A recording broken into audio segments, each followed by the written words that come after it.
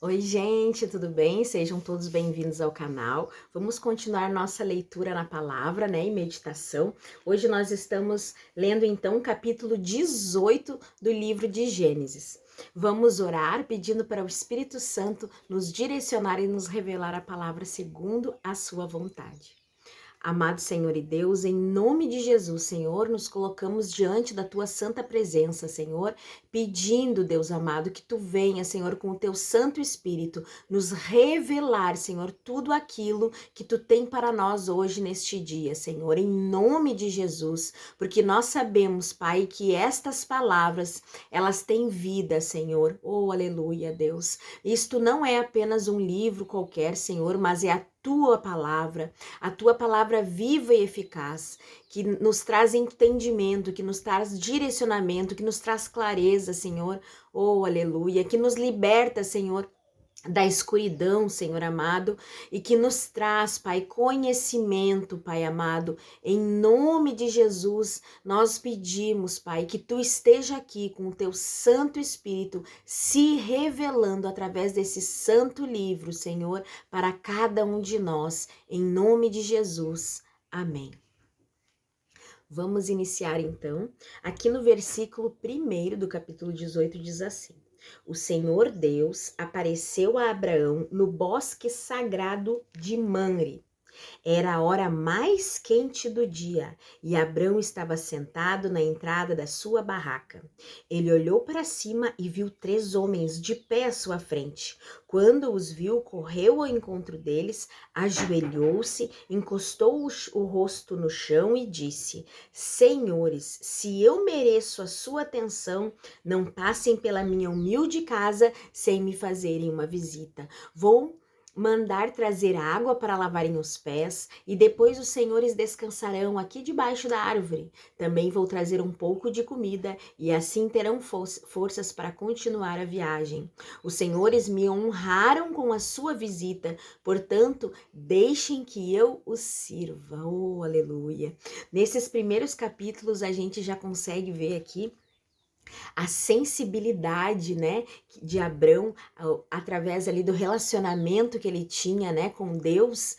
Ele sabia reconhecer que aqueles 3 homens que estavam ali não eram qualquer homens, né? E que eles sim eram da parte de Deus, da parte do Senhor. Tanto que assim que ele vê os homens, ele imediatamente vai ao encontro deles, se ajoelha, né? Se coloca ali numa posição de honra, né? E honra aqueles homens ali com o rosto no chão, né? Numa demonstração de humildade, né? De respeito com aqueles homens. E ele imediatamente pede para aqueles homens que eles parem, que eles não passem direto pela sua tenda, né, pela sua casa, mas que eles parem, que ele possa os servir. Ele diz, né, vocês me honraram com a sua visita, então deixa que eu os sirva. Olha que maravilha, olha que atitude, né, que Abrão teve aqui, de humildade, de respeito, de reverência, né, com esses homens aí que ele entendeu, né, que era vindo da parte do Senhor, né, de Deus. Vamos ver o que eles responderam. Então eles responderam: Está bem, nós aceitamos. Abraão correu para dentro da barraca e disse a Sara: Depressa, pegue uns 10 quilos de farinha e faça pão. Em seguida, ele correu até onde estava o gado, escolheu um bom bezerro novo e o entregou a um dos seus empregados, que o preparou para ser comido. Abraão pegou coalhada, leite e carne preparada e pôs tudo diante dos visitantes. Ali, debaixo da árvore, ele mesmo serviu a comida e ficou olhando. Então eles perguntaram: Onde está Sara, a sua mulher? E ele respondeu: Está na barraca, respondeu Abraão. Aqui nós vemos também, ó, como Abraão entendeu, né, quem estava ali na frente deles, o valor, né, desses homens que estavam ali na frente dele, que ele mesmo foi lá, ele tinha muitos empregados, ele podia ter pedido para um dos empregados ir lá escolher um bezerro, mas não, ele mesmo quis ir lá escolher um bom bezerro, né? Olha só, lembra da história lá de Caim e Abel, né? Da oferta de Caim e de Abel, né? Que um foi aceito pelo Senhor, o outro não. Isso aqui faz a diferença, porque não é qualquer coisa. Ele estava oferecendo o seu melhor para Deus. Ele mesmo foi lá, escolheu um bom bezerro que tinha. Ele, né, entregou depois para o seu empregado e pediu para fazê-lo, mas para cozinhar, né, para preparar o bezerro, mas na hora de servir, ele fez questão dele mesmo servir, né? A Bíblia ressalta isso, né? Diz assim, ó: Abraão pegou coalhada, leite e a carne preparada e pôs tudo diante dos visitantes, ali debaixo da árvore. Ele mesmo serviu a comida e ficou olhando. O prazer que ele teve de servir aqueles homens. Aqui a gente vê como deve ser o nosso prazer e a nossa alegria em servir no reino de Deus. Eu não sei se tu aí, né, que está assistindo esse vídeo, já faz parte de alguma igreja, já visitou alguma igreja, já faz parte do reino, né, já foi batizado ou não, né, já congrega em alguma igreja, mas aqui nós vemos, né, o quanto é importante a gente servir no reino de Deus e o quanto nós devemos fazer isso dando o nosso melhor, né? O melhor de nós, servindo com excelência, com aquilo que a gente pode fazer com, sabe, com todo o coração, né? Com muito respeito pela obra, com muito respeito pelo reino de Deus, né? Então, aqui Abraão nos dá um exemplo maravilhoso de como nós devemos servir, né? E a Bíblia também nos fala que aquele que quer ser maior no reino de Deus deve ser aquele que serve, deve ser aquele que está sempre disposto a servir tanto no reino quanto disponível também para servir os irmãos, né? Disponível para servir uns aos outros, né? Dentro da nossa comunidade, dentro da nossa família, dentro da igreja, o quanto é importante nós tratarmos as coisas de Deus, né? Os filhos de Deus, aqueles, né, irmãos ali dentro da igreja também que são tão amados pelo Pai, como nós devemos servir, ter nosso coração servo e um serviço não de qualquer maneira, mas um serviço de qualidade, pegando aquilo que nós temos de melhor, aquilo que nós temos de bom e ofertar diante do altar de Deus, né? Como realmente uma adoração, um louvor, né? Com amor ali diante do Pai. É isso que Deus espera de nós. É um belo exemplo aqui que Abraão nos dá nessa passagem. Então, esses homens, em certo momento, perguntam: e Sara, onde está? E aí Abraão responde que está dentro da barraca. Um desses homens, disse: no ano que vem eu virei visitá-lo outra vez, e nessa época Sara, a sua mulher, terá um filho. Sara estava atrás dele, estava dentro da barraca. Lembra que a barraca era feita de pano, de tecido, então era fácil de escutar, né? Porque não era parede de concreto, né? Eram barracas mesmo que tinha naquela época. Então, ela estava lá dentro, ó. Sara estava atrás dele, na entrada da barraca, escutando a conversa. Abraão e Sara eram muito velhos, e Sara já havia passado da idade de ter filhos. Por isso, riu por dentro e pensou assim: como poderei ter prazer sexual agora que eu e o meu Senhor estamos velhos? Então, o Senhor perguntou a Abraão, olha que interessante, então quer dizer que um desses três homens que apareceram ali era o próprio Senhor, era o próprio Deus que estava ali diante de Abraão, né? Porque ele diz assim, então o Senhor perguntou a Abraão, por que Sara riu? Por que disse que está velha demais para ter um filho? Será que para o Senhor há alguma coisa impossível? Oh Deus, aleluia, Senhor. Pois, como eu disse, no ano que vem virei visitá-lo outra vez, e nessa época Sara terá um filho. Ao escutar isso, Sara ficou com medo e quis negar. Eu não estava rindo, disse ela, mas o Senhor respondeu: não é verdade, você riu mesmo. Como nós podemos esconder do Senhor, né? Aqui também, olha, nós temos várias coisas aqui que Deus nos mostra, né? Em primeiro lugar, que Ele conhece o nosso coração, Ele sabe aquilo que nós estamos pensando, não adianta nós tentarmos enganar, né, os nossos sentimentos para Deus, porque Ele sempre sabe o que nós pensamos, o que nós sentimos, né? Ele sempre sabe.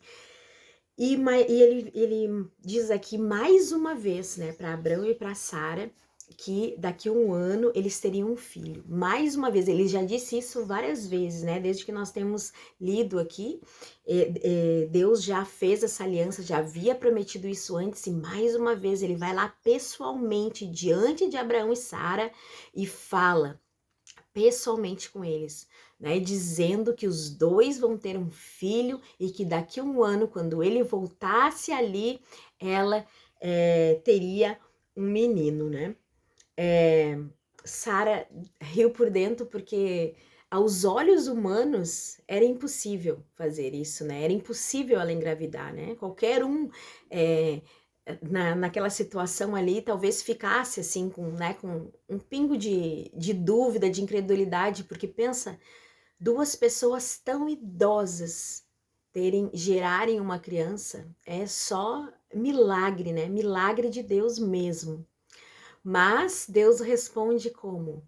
Por acaso existe algo impossível para Deus? Oh, aleluia! Não existe nada impossível para Deus. Nada. Se tu tem algo aí que tu acha que é impossível aos teus olhos, saiba que a palavra de Deus, ela não mente. Tudo o que está escrito aqui, nesse livro santo, nesse livro sagrado, é verdade. E se Deus diz que pode fazer todas as coisas e que para Ele não há nada impossível, para Ele não há nada impossível. Nada. Então Ele pode resolver todos os problemas, Ele pode resolver o teu problema, Ele pode resolver o meu problema. Ele pode fazer qualquer coisa. Qualquer coisa. Ele conhece o nosso coração. E tu vê que mesmo aqui, com esse pingo de incredulidade, né, que Sara tinha no coração dela, mesmo ele sabendo que Sara não tinha certeza, né, de que essa promessa se cumpriria, Deus honrou a promessa e a aliança que fez com Abraão. E Sara vai engravidar, né? Isso é lindo, é maravilhoso. Vamos seguir em frente. No versículo 16 diz assim: depois os visitantes se levantaram e foram para um lugar de onde podiam ver a cidade de Sodoma. E Abraão os acompanhou para lhe mostrar o caminho. Aí o Senhor Deus disse a si mesmo: não vou esconder de Abraão o que pretendo fazer. Os seus descendentes se tornarão uma nação grande e poderosa. Por meio dele eu abençoarei todas as nações da terra. Eu o escolhi para que ele mande que os seus filhos e os seus descendentes obedeçam aos meus ensinamentos e façam o que é correto e justo. Se eles obedecerem, farei por Abraão tudo o que eu prometi. Mais uma vez aqui a gente vê a importância da obediência. Desde o primeiro capítulo do livro de Gênesis, nós estamos vendo o quanto Deus preza pela obediência da nossa parte. O tempo inteiro isso é destacado na palavra de Deus, o tempo inteiro. E ele está dizendo aqui, ó, que não vai esconder nada, né, de Abraão, da intenção dele, né, do que ele iria fazer lá em Sodoma e Gomorra, né, lá em Sodoma, no caso aqui, mas porque ele tinha escolhido Abraão, tinha escolhido os descendentes dele. E olha que interessante que ele fala aqui, ó, eu o escolhi para que ele mande que os seus filhos e os seus descendentes obedeçam aos meus ensinamentos. Aqui também mostra o quanto Deus quer que não só nós obedeçamos a palavra dele, mas que a gente oriente os nossos filhos e os nossos descendentes a temerem com amor, com respeito, né? A obedecerem a Deus. Então não adianta nós seguirmos, né, esse caminho com o Senhor, termos intimidade com Deus, tentarmos andar, né, em santidade, em obediência, mas nós não passarmos isso para os nossos filhos. Os nossos filhos são as nossas heranças aqui na terra, né? São tesouros para Deus, é nossa continuidade. Então a gente precisa ensinar a palavra de Deus para nossos filhos, ensinar eles a também serem obedientes a todos os mandamentos do Senhor. É isso que Deus nos mostra aqui nesta passagem. E ele diz assim, ó: se eles obedecerem, eu farei por Abraão tudo o que prometi. Então, ele quer que a nação, né, que as descendentes de Abraão, que esse povo que vai vir depois de Abraão, os descendentes dele, obedeçam. E se eles obedecerem, ele vai cumprir a aliança. Então, a aliança, ela tem duas partes, né? É uma promessa de cada lado. Né? Então, Deus diz que vai fazer tudo aquilo que prometeu para Abraão e o que ele pede em troca? Obediência, fidelidade. É isso que Deus quer de Abraão, dos descendentes dele, e ele quer de nós até hoje. Obediência em tudo que está escrito aqui. Todas as promessas que estão nessa palavra de Deus são para nós, né? E elas podem se cumprir nas nossas vidas. Cada palavra, cada promessa que está aqui pode se cumprir. Mas para isso nós precisamos de uma coisa: obediência. Isso é o que mais a gente vê aqui na palavra de Deus. No versículo 20 continua assim: aí o Senhor disse a Abraão: há terríveis acusações contra Sodoma e Gomorra, e o pecado dos seus moradores é muito grave. Preciso descer até lá para ver se as acusações que tenho ouvido são verdadeiras. Aqui nós vemos o quê? Que existe acusações. Quem acusa? O inimigo quem acusa, né? Existe um acusador, né? Que é o inimigo. E que é o diabo, e ele está acusando o tempo inteiro, né, aqueles que estão em desacordo com a palavra de Deus, aqueles que fazem, né, que pecam o tempo inteiro, que viram as costas, né, para o bem, aqueles que andam nas trevas, né. Existe um acusador que os acusa o tempo inteiro. E aqui, neste momento, Deus diz que escutou as acusações e está descendo até lá para ver se essas acusações realmente procedem. Então, 2 dos visitantes saíram, indo na direção de Sodoma, porém Abraão ficou ali com Deus, o Senhor. Abraão chegou um pouco mais perto e perguntou. Então, quer dizer que 2 desses homens, né, anjos que estavam ali com Deus, saíram e foram na frente em direção a Sodoma, mas o Senhor, o próprio Deus, permaneceu ali mais um tempo com Abraão. E Abraão aproveitou essa oportunidade para conversar e para falar com Deus. E ele disse assim: será que vais destruir os bons junto com os maus? Talvez haja 50 pessoas direitas na cidade. Nesse caso, vais destruir a cidade? Será que não perdoarias por amor a esses 50? Não é possível que mates os bons junto com os maus, como se todos tivessem cometido o mesmo pecado. Não faças isso, tu és juiz do mundo inteiro e por isso agirá com justiça. Então aqui Abraão intercedendo pelas pessoas que ele achava que existia nessa cidade, né? Que ela, na visão de Abraão, poderia que nem todas as pessoas estivessem corrompidas, desculpa, mas que houvesse ali pessoas boas. Então, intercedendo, né, aqui também nos ensina o nosso papel como cristão, né, a importância de nós estarmos intercedendo junto a Deus pelas pessoas, porque vê que no momento em que Abraão intercede, olha a resposta de Deus. O Senhor Deus respondeu: se eu achar 50 pessoas direitas em Sodoma, perdoarei a cidade inteira por causa delas. Então, no momento em que Abraão intercede pelas pessoas, Deus escuta. Deus ouve Abraão e faz uma promessa para ele: se houver pessoas boas, eu não vou fazer nada por causa dessas pessoas boas. Então, o quanto é importante nós, hoje ainda, estarmos intercedendo e clamando pela vida das pessoas, né? As pessoas, principalmente que ainda não conhecem Jesus, né? Que estão fora do caminho, que não conhecem a palavra, né? E essa é a importância. E aqui, claro que o foco aqui, a preocupação maior aqui de Abraão era Ló, né? Que sabia que Ló estava lá. Então, na verdade mesmo, ele gostaria que Deus salvasse no íntimo dele, era o familiar dele. E nós, quantos de nós a gente também tem essa vontade? Eu acho que todos temos, né? A vontade de que a nossa casa também seja salva, de que a nossa família venha conhecer a Deus, né? De que Deus salve os nossos familiares. E a palavra de Deus nos promete que nós e a nossa casa seremos salvos, né? Nós e nossos familiares. Então, a importância de nós estarmos intercedendo, colocando diante de Deus nossos filhos, nossos maridos, nossas esposas, né? E todos os nossos familiares, porque através da nossa intercessão, através da nossa súplica diante de Deus, Deus nos ouve, Deus nos escuta e Deus atende às nossas orações, né? Então vamos continuar aqui.